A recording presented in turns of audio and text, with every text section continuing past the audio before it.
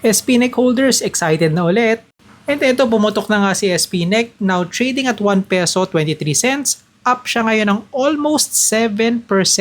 You might be wondering kung ano yung juicy news dito. Ito lang naman siya, no? Galing sa DA Market Online Trading, sabi nila Meralco Unit M Green is a backdoor listing via SPNEC. Sa mga hindi nakakaalam, ang backdoor listing is a alternative strategy wherein yung isang company, si M Green, is trying to purchase or acquire a already listed company like SPNEC.